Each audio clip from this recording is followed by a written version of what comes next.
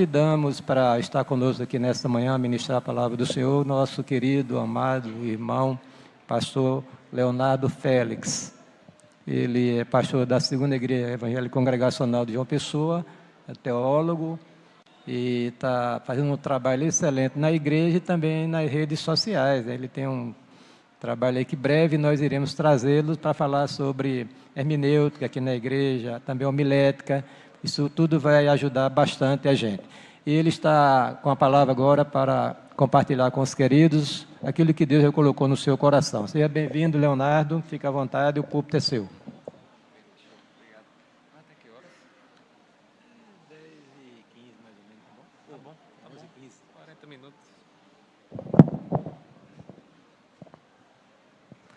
Graça e paz, irmãos. Amém?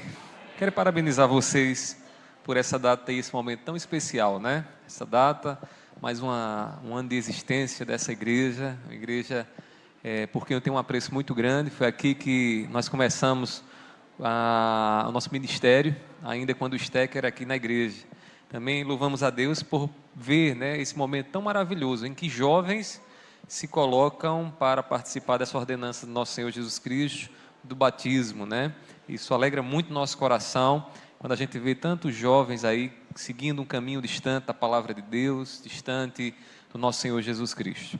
E eu convido você a abrir as suas Bíblias, a sua Bíblia comigo, lá em 1 João.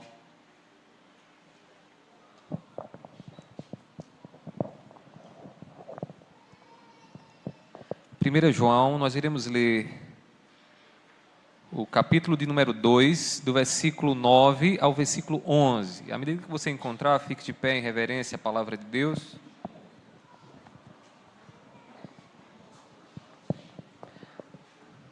Primeira João, capítulo 2, do versículo 9 ao 11. Irmãos, nós iremos falar nessa noite, ou melhor, nessa manhã, né, sobre o tema vivendo relacionamentos estabelecidos no amor de Deus, que eu coloco como subtema do tema geral do aniversário, das festividades aqui da nossa igreja. Então, diz assim a palavra do Senhor, irmãos. 1 João, capítulo 2, do versículo 9 ao 11. Quem diz estar na luz, mas odeia o seu irmão, está nas trevas até agora.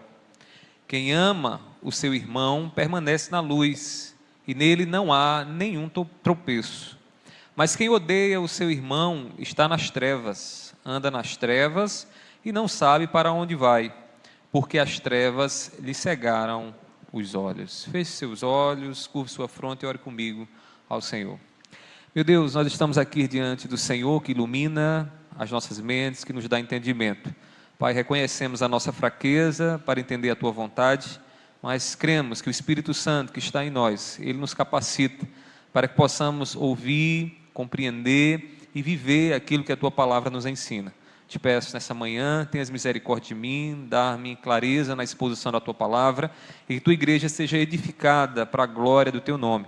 Assim eu te peço, assim eu sei que o Senhor há de fazer, em nome do Teu Filho amado Jesus. Amém, amém. Podeis sentar, irmãos? Irmãos, a carta de João, ela nos ensina a testar duas coisas muito valiosas para nós que somos cristãos. Ela tem dois testes que você e eu precisamos fazer e para que possamos aí avaliar a nossa vida, avaliar a nossa fé. Primeiramente, o livro de João, aqui essa epístola de João, ela nos ensina a testar a fé que nós temos na humanidade de Cristo. É muito fácil crer no Jesus Todo-Poderoso. Vez ou outra eu encontro alguém dizendo assim: ah, pastor, mas Jesus viveu o que viveu porque Ele é Deus, né? Eu não sou Deus, Ele é Deus, então Ele pode fazer isso, mas eu não tenho capacidade para fazer isso. E muitas vezes se anula a natureza humana de Cristo Jesus. No início da história da igreja, existia um grupo, né, que acreditava que Jesus sim, era divino, poderoso, Deus todo-poderoso, capaz de realizar grandes feitos, mas humano. Era difícil aceitar essa ideia de Jesus humano. Imagine você ver Jesus, Deus, Criador dos céus e da terra, cansado. Imagine ver Jesus, Deus, Criador dos céus e da terra, com sede, com fome, sentindo as dores emocionais que nós seres humanos sentimos. Então um grupo acreditava que não dava para acreditar que Deus fosse humano. E João então responde, veja aí na sua Bíblia, lá no capítulo 4, no versículo 2 e 3, ele diz assim: todo espírito que confessa, 4, 2 e 3, todo espírito que confessa que Jesus Cristo veio em carne é de Deus, e todo espírito que não confessa isso a respeito de Jesus não procede de Deus. Em outras palavras, se alguém acredita, se alguém tem a mente, o espírito para dizer que Jesus veio, é Deus em forma de carne, é Deus encarnado entre nós, então João está dizendo, se você passar por esse teste, você está aprovado, sua fé de fato é verdadeira, sua fé vem de Deus. Mas se você não crê nisso, esse espírito, essa mente, essa maneira de pensar não vem de Deus. Isso é um teste que a gente precisa fazer na nossa vida, porque o nosso Senhor, o Deus a quem adoramos, Ele é homem, Ele foi 100% homem e 100% Deus. Ah, pastor, mas isso é difícil de entender. Sim, porque a gente está falando de um ser maior do que a nossa mente. Nós não estamos falando de um Deus que nós criamos, né? De um personagem criado por nós, mas estamos falando do Deus criador dos céus e da terra. Então João, ele coloca esse primeiro teste que a gente precisa fazer. Mas há outro teste aqui que João nos dá na sua epístola. E o segundo teste diz respeito ao conhecimento de Deus. João também nos ensina a testar se conhecemos de fato Jesus Cristo. Ontem eu estava aconselhando um jovem que está passando por uma crise, uma jovem que está passando por uma crise de ansiedade, e ela estava com dificuldade para viver, porque ela dizia a mim o seguinte, irmãos, dizia que ela estava sendo muito difícil viver-se debaixo da opinião, da ditadura da maioria, dos outros, né? Aquilo que os outros querem que ela viva, e ela disse que estava se sentindo muito oprimida, e eu orientava ela dizendo, minha irmã, o que você precisa é viver a vida em abundância que Cristo te dá, a liberdade que Cristo te dá, viver segundo Cristo Jesus, e aí viver essa liberdade. Aí eu explicava a ela e perguntava a ela, você de fato conhece a Jesus? E ela disse, eu conheço, pastor, eu sei do que Jesus fez por mim, Jesus é Deus encarnado, Jesus foi para a cruz do Calvário, Jesus morreu por mim. E aí eu perguntava novamente a ela, você de fato conhece a Jesus? Porque este não é o conhecimento que a palavra do Senhor nos mostra. O conhecimento de Jesus não é algo teórico apenas. A gente sabe dos conceitos, a gente sabe do que significa, mas conhecer a Jesus é mais do que, é sobretudo, experimentar a vida de Jesus. E aí eu mostrava aquela irmã, e talvez você precisa compreender isso nessa manhã, que conhecer a Jesus é experimentar Jesus na tua vida. É fazer com que Jesus se torne uma vida dentro de você, uma mente a habitar em você e a conduzir os teus relacionamentos, a tua vida. E João nos ensina a testar a nossa fé e a nossa vida, o nosso conhecimento, se de fato nós experimentamos algo de Jesus. E ele diz que nós precisamos experimentar o quê? O amor.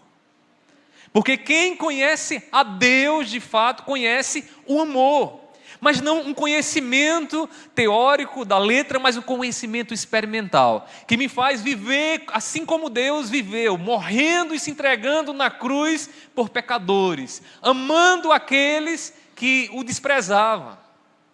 Então, irmãos, João diz assim, observe aí no capítulo 4, versículo 7, versículo 8.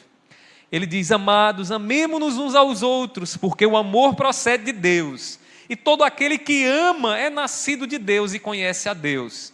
Quem não ama não conhece a Deus, pois Deus é amor.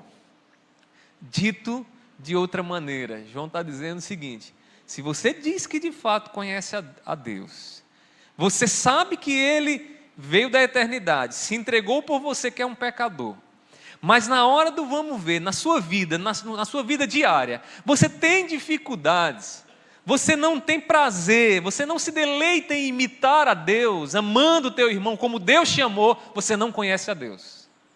Você vai para a igreja, você frequenta a igreja, mas você não conhece a Deus, porque o conhecimento de Deus envolve esse conhecimento transformador, que nos faz olhar para a vida dos nossos irmãos, e olhar como Deus olha para as nossas vidas, amando as nossas vidas, e nós devemos amar a vida dos nossos irmãos. O amor de Deus em nós é capaz de manter unidos relacionamentos, irmãos, humanamente impossíveis. Conheço pessoas que Deus um dia colocou no seu coração a disposição de amar pessoas maquiavélicas, terríveis, para preservar a sua família, para preservar os seus entes queridos. Já conheço pessoas, irmãos, que dizem: pastor, é muito difícil amar aquela pessoa, porque tanto mal ela me faz. Quantas vezes nós não estamos alegando isso no nosso coração, né? E quando a gente olha para o padrão de Deus, Deus nunca deixou de nos amar, mesmo vendo os nossos pecados hoje. Quando nós olhamos para o padrão de Deus, Deus prova o seu amor por nós, sendo nós ainda pecadores. O padrão que Deus estabelece de amor é esse. Quem conhece a Deus deve ter esse padrão estabelecido na vida. E nós precisamos orar mais nesse sentido, nesse propósito, para que possamos de fato ser como Deus é conosco, amando os nossos irmãos, nos doando, se entregando por eles, para que aí sim possamos gozar relacionamentos sadios, relacionamentos fundamentados, estabelecidos no amor de Cristo Jesus. Esse texto que nós lemos nos ensina exatamente isso, que nós devemos estabelecer os nossos relacionamentos uns com os outros. Nossas amizades, nossos afetos devem estar estabelecidos em amor, no amor que Deus nos ensina. No texto que lemos aqui de João, ele vai usar o critério do amor para que a igreja avalie se estão andando na cruz. A gente precisa fazer essa pergunta: será que de fato nós estamos andando na luz? Ou será que o nosso caminho é caminho de trevas? Será que nós estamos andando com o conhecimento verdadeiro de Cristo Jesus? Ou será que o nosso conhecimento se resume aos conceitos que temos memorizado em nossa cabecinha? Irmãos, se as nossas ações para com os nossos irmãos estiverem dentro do amor, é sinal de que estamos andando na luz. Assim como Deus é luz. Vivemos na luz quando o amor, irmãos, está ali, permeando, recheando os nossos relacionamentos.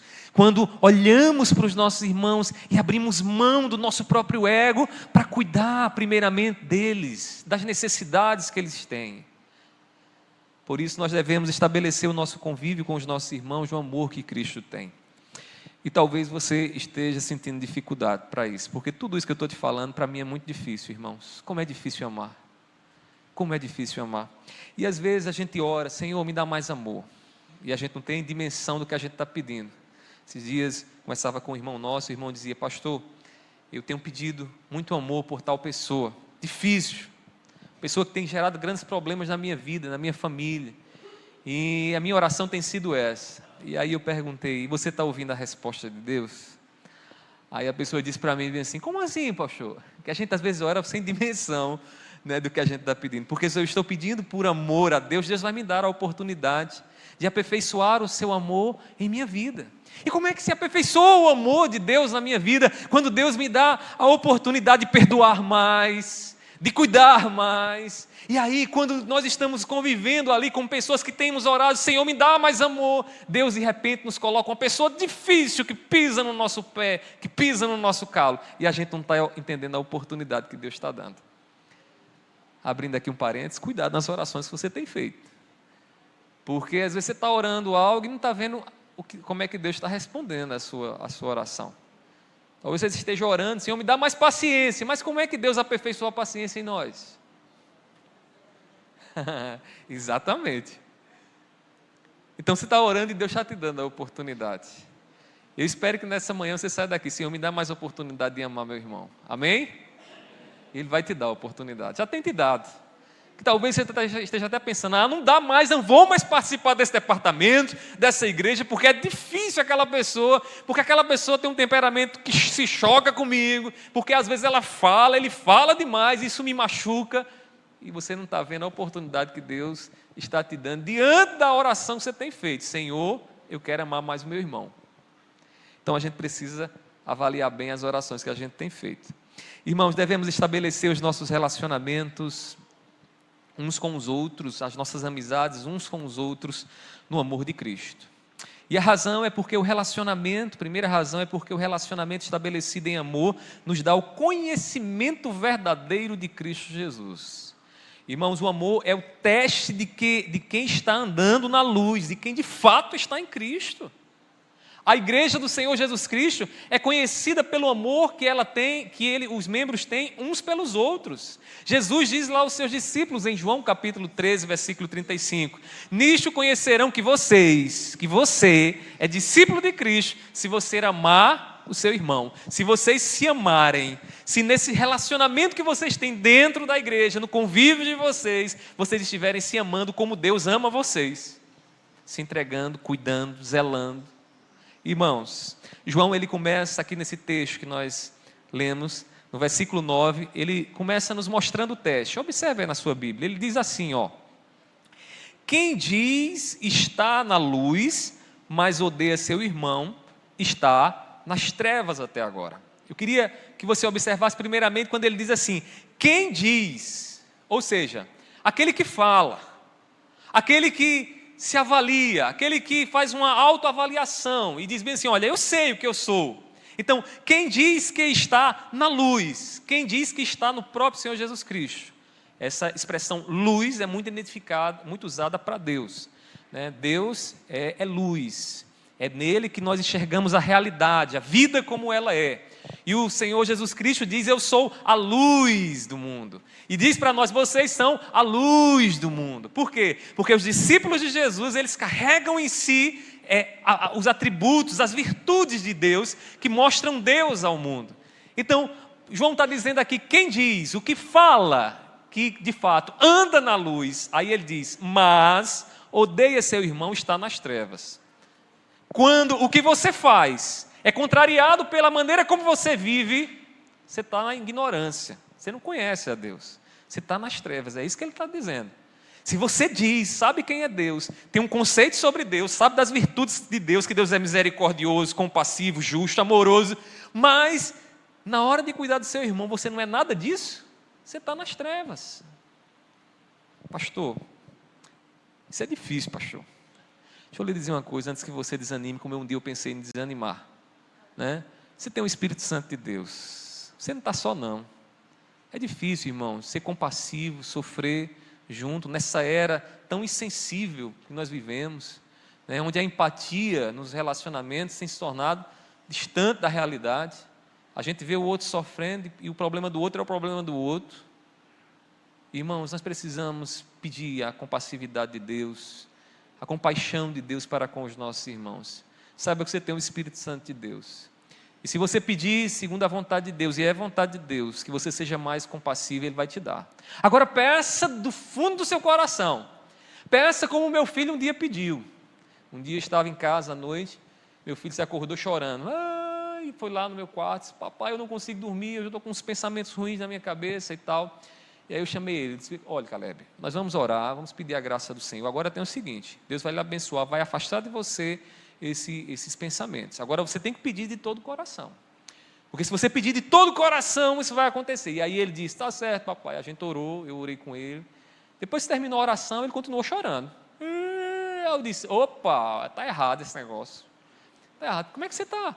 Pediu de coração, rapaz. Que oração é essa que você pede de coração a Deus e continua chorando? Aí ele disse, tá bom papai, então vamos orar de novo. Aí eu disse, tá bom, vamos orar. Agora peça de coração. E aí ele começou a pedir.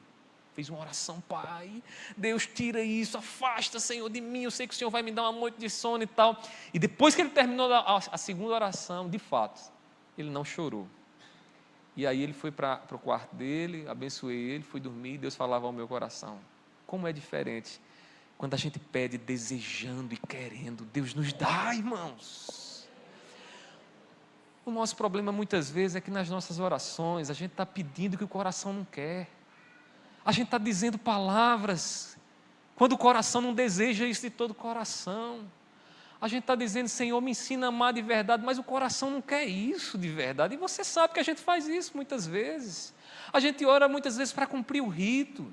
A gente ora muitas vezes confiando no método, porque de joelho, porque foi tantas horas, e não está pedindo de coração. Mas a oração, irmãos, que Deus responde é segundo a vontade dEle, e é pedida, é clamada, suplicada do fundo do coração, e que nos faz, irmãos, nos erguer como Ana, que depois que derrama a sua oração diante do Senhor, seu semblante já não era mais o mesmo, né? Seu semblante era diferente, porque ela recebeu o que pediu. a confiança na vontade de Deus. Quem conhece a Cristo de verdade sabe que para ser seu imitador é preciso amar o próximo. Deus, ele se encarnou em Cristo para nos amar. Deus nos amou de uma tal maneira que deu seu Filho unigênito para que todo aquele que nele crê não pereça, mas tenha a vida eterna. Olhe só o que é o amor, irmãos. É Deus se doando. O que é o amor, irmãos? É Deus se entregando.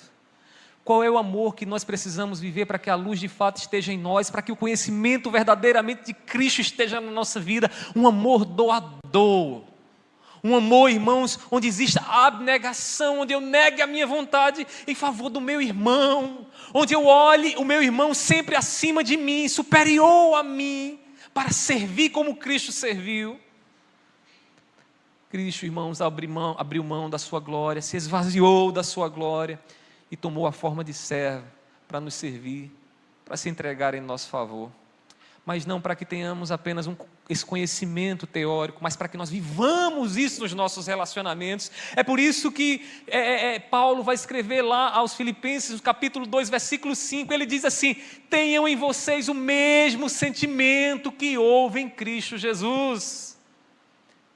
Quando o sentimento, o modo de pensar de Cristo estar em nós, irmãos, a mentalidade de Cristo estar em nós, os nossos relacionamentos são abençoados, são afetados por esse amor, porque aprendemos e conhecemos de fato quem é Cristo.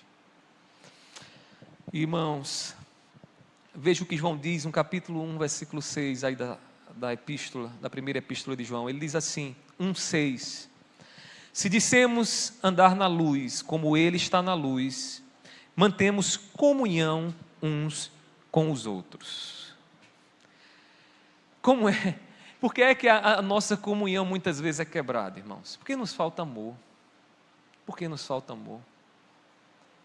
Quantas vezes o amor ele não é superado dentro de nós pelo nosso egoísmo? Quantas vezes a nossa visão de mundo tem sido tão defendida, né, com unhas e dentes, a ponto de olharmos para o nosso irmão não como alguém que precisa ser servido, mas como um adversário. E o amor deixa de ser vivido. A parcialidade acontece, a vanglória também acontece, porque você vai julgar que a sua decisão, o seu ponto de vista é melhor do que o irmão. Não era assim, irmãos, que Jesus viveu, não era assim que Jesus viveu. E Ele nos ensina, irmãos, que devemos, se de fato conhecemos a Ele, andar na luz. E andar na luz implica, irmãos, ter comunhão, uma comunhão produzida pelo amor, pelo cuidado que devemos ter uns para com os outros. Nós fomos chamados para andar na luz. Você saiu das trevas. Trevas é escuridão. Trevas, irmãos, é ignorância. Trevas é viver segundo a frase daquela música secular: deixa a vida me levar. É viver sem direção, arrastado, né, por qualquer coisa, sem saber onde é que sua vida vai parar. Mas quando você está na luz, como você está agora, você sabe a vida que você deve ter, você sabe para onde você está andando, você sabe qual será o fim da sua vida, você sabe qual será a recompensa de todo o trabalho que você tem executado aqui, da maneira como você tem amado o seu irmão, qual a recompensa de tudo isso. Você não está nas trevas, você não está na escuridão. Nossa luz, ela deve resplandecer através do amor que temos uns pelos outros. Deus, Ele sempre nos dá a oportunidade para isso, né? E eu quero lhe dizer que durante essa semana não vai lhe faltar oportunidade para isso, para você conhecer mais de Jesus. Lá no seu trabalho, lá na sua casa, lá na sua escola, na sua universidade. Não vai te faltar oportunidade para que você saiba de fato o que é o amor de Jesus. Você já experimentou aquela sensação de entrega por alguém, de se entregar por alguém, sem esperar nada em troca, só se entregar? E, em muitos casos, até se entristecer por saber que não há uma resposta, não há ali uma correspondência de sentimentos. Jesus nos ensina isso, e todas as vezes que a gente experimenta isso, Deus diz bem assim: olha, você está me conhecendo. Você está vivendo o que eu vivi. Conhecer a Jesus acontece nesses relacionamentos que nós temos. Ele disse aos seus discípulos: eu estive fome e vocês me deram de comer. Estive com sede e vocês me deram de comer. Quantos essa semana não estarão assim? Para que o amor dele, irmãos, de fato seja conhecido por nós. Teremos muitas dessas oportunidades. Talvez até aqui dentro da igreja, naquele ensaio, cansado, que você vai ter que ter paciência, amor, tolerância pela vida do seu irmão. Mostre que você conhece a Cristo Jesus de verdade. Ame aqueles com quem você tem convivido. Mostre. Não diga apenas. Se tem algo que é conflituoso na nossa vida, todas as vezes, irmãos, que o que a gente vive entra em choque com aquilo que a gente fala. É muito difícil, né? Muito difícil. Alguém diz, fala, mas a vida, o que se vive, não é coerente com aquilo que se diz. Irmãos, devemos estabelecer os nossos relacionamentos uns com os outros no amor de Cristo. É isso que Deus quer para as nossas vidas nessa manhã. Eita, conseguiu. Amém. Devemos estabelecer os nossos relacionamentos uns com os outros no amor de Cristo. E a segunda razão para isso, irmãos, é que o relacionamento estabelecido em amor aperfeiçoa os nossos vínculos. Aperfeiçoa os nossos vínculos. Se estamos vivendo em amor de fato, os nossos vínculos de amizade, de irmandade, de fraternidade, eles são aperfeiçoados. O relacionamento estabelecido em amor não traz escândalo nem desânimo para os nossos irmãos. João diz assim no versículo 10, observe aí na sua Bíblia: quem ama o seu irmão permanece na luz, e nele não há o que, irmãos? Tropeço, escândalo. A palavra grega que João utiliza aqui é escândalon. Escândalo. E no contexto dessa passagem, irmãos, ela significa o seguinte: aquilo que ofende ou causa repulsa, aquilo que levanta oposição. O que João está dizendo aqui é o seguinte: se nós temos um relacionamento baseado em amor, não vai acontecer o quê? Repulsa em uma das partes. Alguém não vai ficar escandalizado, desanimado, desnorteado, porque o relacionamento vai ser estabelecido em amor.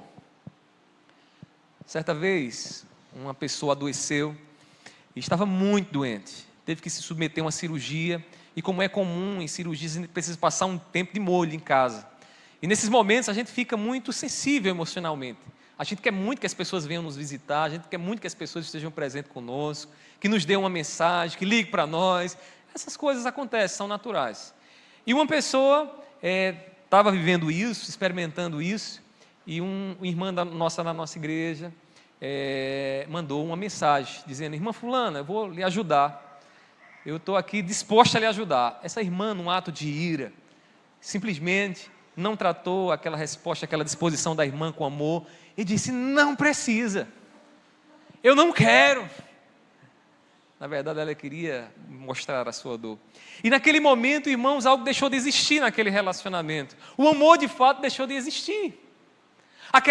Aquele desejo da irmã, aquela ira da irmã, foi maior do que o seu amor, a ponto, irmãos, de aquele relacionamento ser afetado. E aquela irmã nos procurou muito dolorida e disse: pastor, eu estou muito ferida, porque eu ouvi isso. Ouvi isso dessa irmã, eu queria só ajudar ela, mas ela não queria a minha ajuda. E ali eu percebi o que esse texto significa, né? O que significa esse escândalo? Onde não há amor, irmãos, a ofensa, a repulsa acontece. Os relacionamentos são quebrados muitas vezes e causam escândalo, porque o amor deixa de reinar, e às vezes o que está reinando é o egoísmo, é a ira e outros sentimentos pecaminosos. E quando isso acontece, então, é inevitável que uma das partes não se escandalize. Pare e pense, não é assim com você? Quantas vezes você não está ofendido e até desanimado porque você escutou o que você não queria escutar? Você está desanimado porque aquela pessoa que você tanto considera lhe desprezou, não é assim? Causou em você escândalo. Ou seja, você se sentiu ofendido, você se opôs àquele sentimento, àquilo que estava, ou melhor, àquela pessoa, aquilo que aquela pessoa estava dizendo. Um relacionamento estabelecido no amor não ofende uma das partes, a ponto de nos fazer pedra de tropeço na vida dele, né? Um relacionamento no amor não ofende.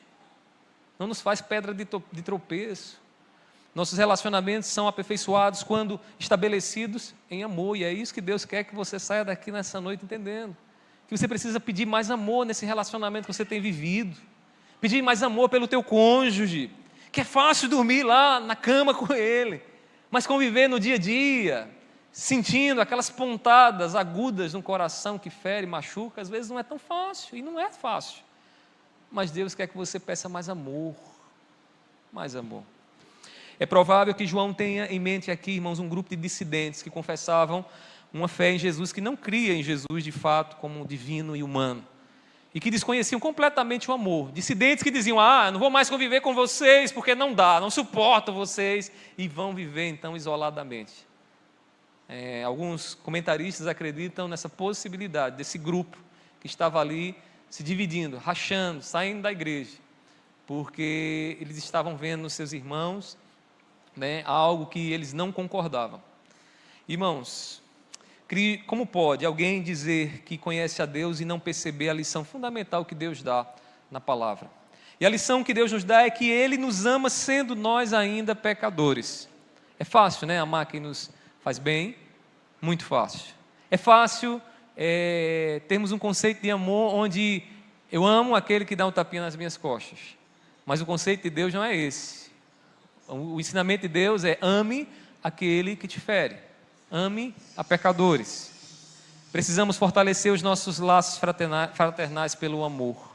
Precisamos estar dispostos a perdoar mais, a julgar menos. Precisamos colocar os interesses do outro à frente dos nossos próprios interesses. Cristo abriu mão de toda a sua glória para nos salvar, e nele aprendemos que nossas posições não podem impedir que amemos os nossos irmãos.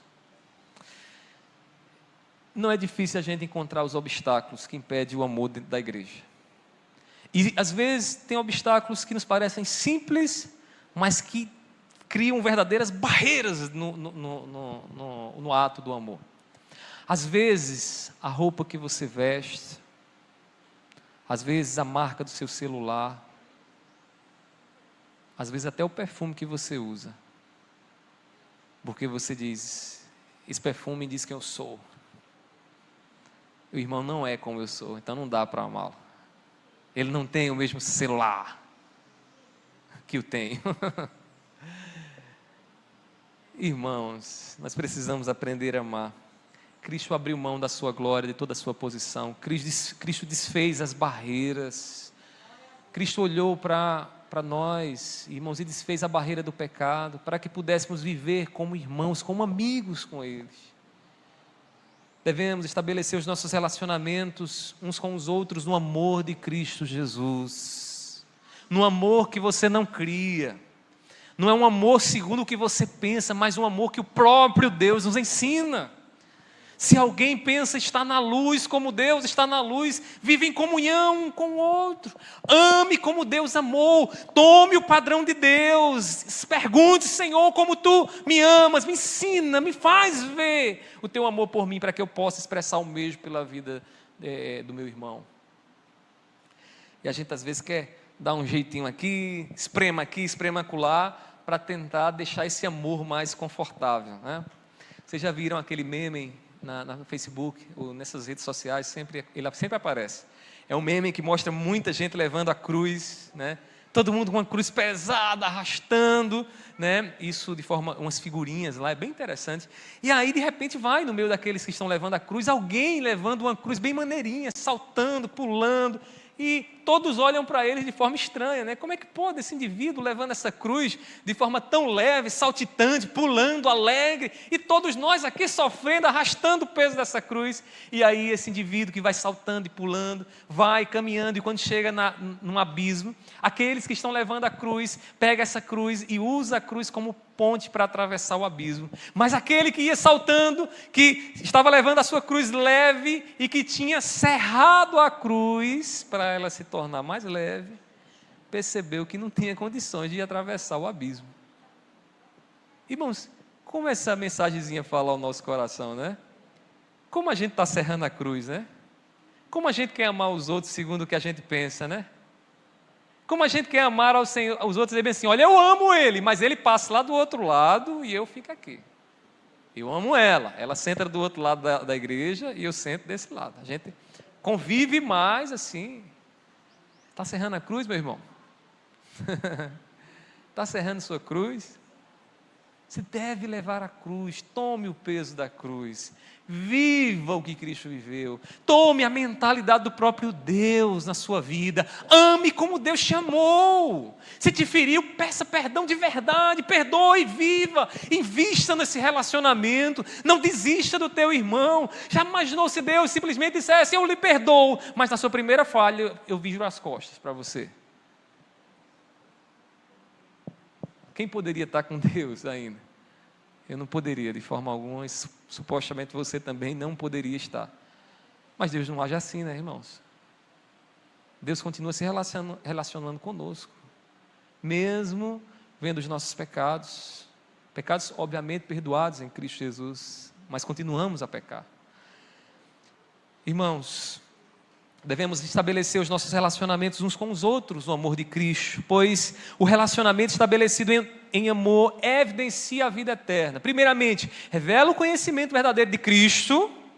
Se de fato conhecemos a Cristo, de fato aperfeiçoa o vínculo que nós temos um com os outros, ou seja, temos o nosso vínculo, a nossa amizade aperfeiçoada por este amor. Em terceiro lugar, relacionamentos estabelecidos em amor evidencia, sinaliza para o mundo a vida eterna em nós. Cristo, ele nos deu como alvo a vida eterna.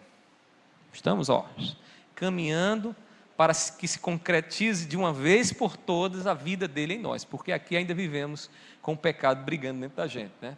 Como um animal preso, engaiolado, que age lá, às vezes nos arranha, mas está lá dentro do nosso coração. Está dentro do nosso coração, doido para tomar o controle novamente da nossa vida. Aqueles que estão na luz podem ver o destino que lhe espera. Você pode enxergar, você não está nas trevas. Você pode ver o destino que te espera.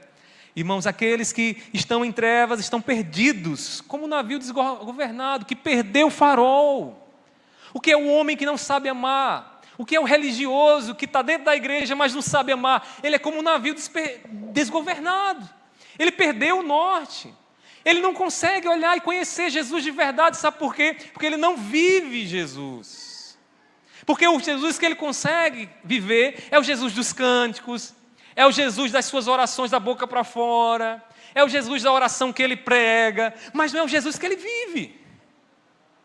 E se ele não vive Jesus, ele não conhece a Jesus. Se ele não vive Jesus, seu coração não é tomado e tem deleite em viver em semelhança em Cristo Jesus, ele não nasceu de novo, ele não é regenerado. Irmãos, esses que vivem assim odeiam o próximo porque estão na escuridão e não conseguem enxergar a vida eterna.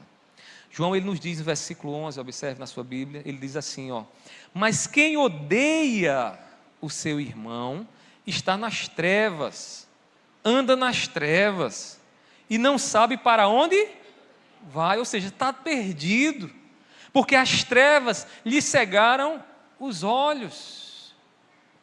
O que é as trevas aqui? As trevas que João está falando é perder o padrão, o modelo de Cristo, é deixar de ser discípulo de Cristo, é deixar de viver o que Cristo viveu.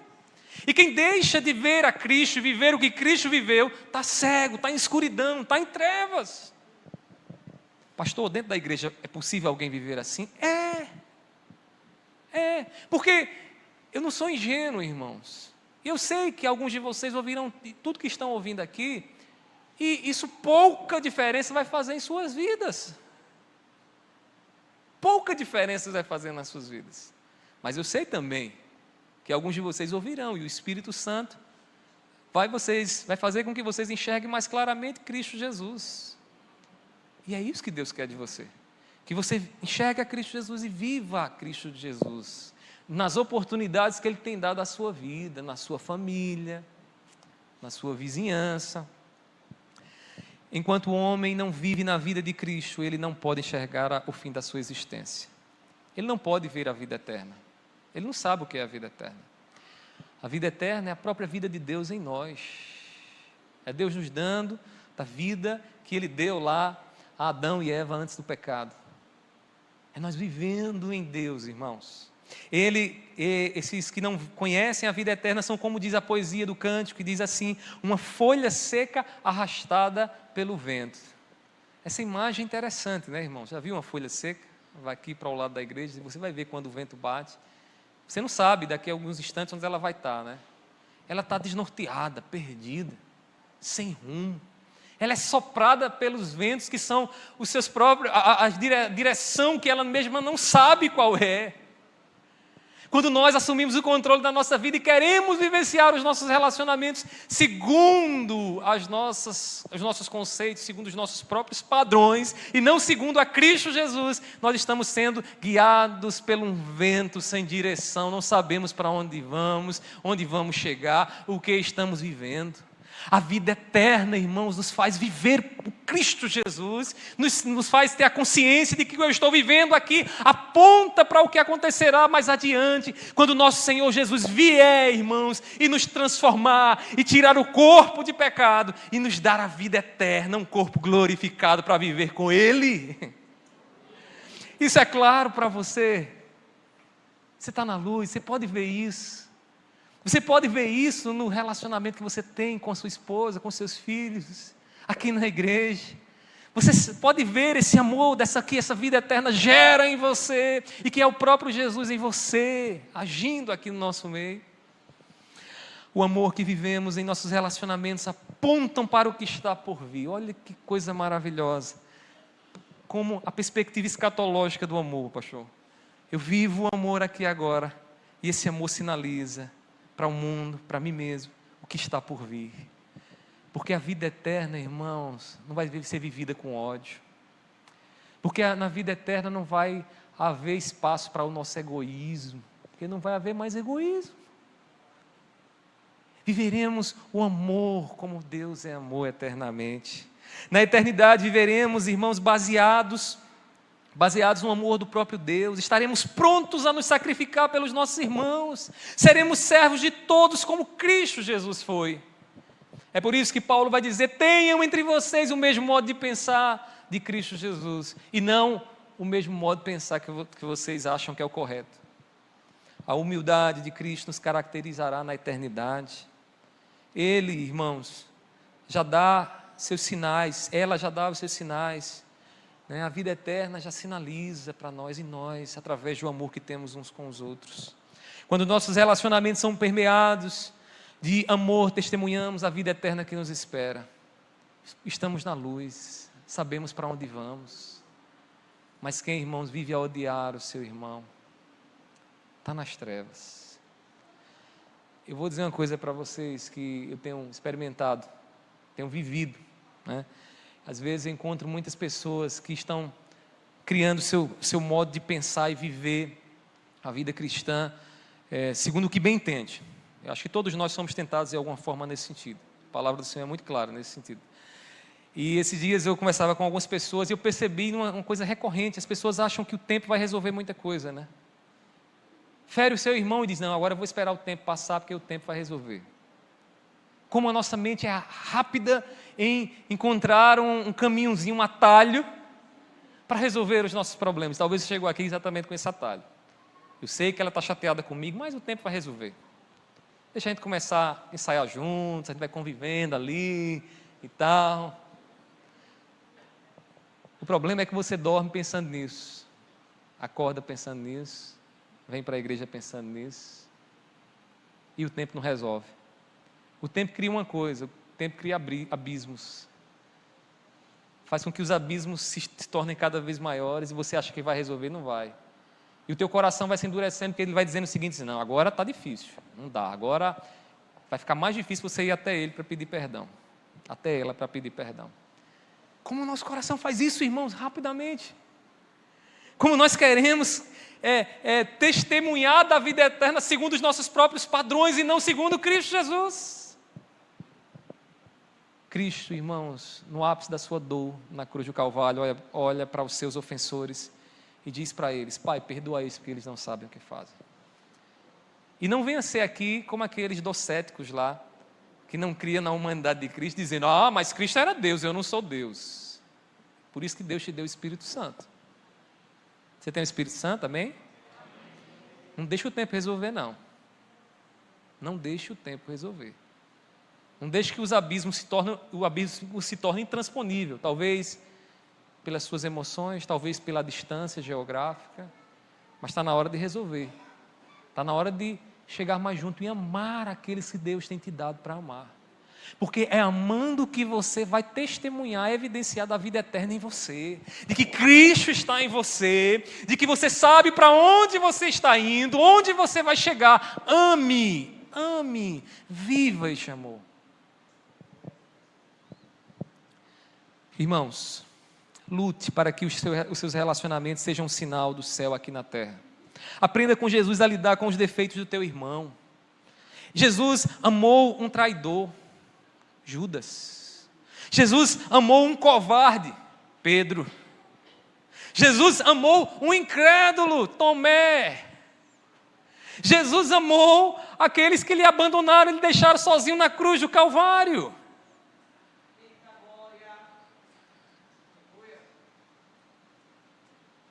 Entenda a mensagem que Ele está passando para você nessa manhã.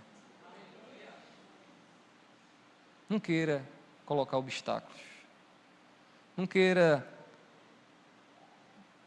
viver os teus relacionamentos segundo o que você pensa. Faça de Cristo o padrão. Faça de Cristo a mente que você tem que ter, o sentimento que você tem que ter, o caminho que você precisa percorrer. Vamos orar ao Senhor. Vamos pedir essa graça a Ele. Curva sua fronte. Ore comigo em nome de Jesus. Meu Deus, nós estamos aqui diante do Senhor. Meu Pai, nós confessamos a nossa fraqueza, a nossa indisposição para viver o que o Senhor viveu, para perdoar aqueles que nos ferem, para amar, Senhor, os covardes que muitas vezes estão ao nosso lado. Oh meu Deus, como nós queremos pessoas perfeitas e muitas vezes esquecemos que somos imperfeitos. E nós te pedimos nessa manhã a graça, Senhor, para que aqui na nossa igreja nós possamos ter relacionamentos que evidenciem a vida eterna, para que em cada momento de conflito, Senhor, o Senhor nos dê a oportunidade maravilhosa e abençoada de te conhecer mais, Senhor, amando, perdoando, vivendo. Deus, nos ensina a andar na luz. Não nos deixa, Deus, encontrar nas trevas um atalho para não amar, para olhar para os nossos irmãos e vê-los com indiferença. Meu Deus, eu sei que o Teu Espírito Santo está aqui. Eu sei que o Teu Espírito Santo está falando aos nossos corações. Que essa palavra, Deus, ela gere os resultados que o Senhor quer gerar. Que vidas sejam transformadas e tocadas e edificadas para a glória do Teu nome. Pai, assim eu te oro, assim eu te agradeço em nome do Teu Filho amado Jesus. Amém, amém. Que Deus continue abençoando essa igreja, pastor Eudes e toda a liderança dessa igreja. Que venham anos e mais anos, irmãos, de vida, para que vocês possam testemunhar de Cristo Jesus, até que Ele venha nos buscar, em nome de Jesus. Deus abençoe a todos vocês.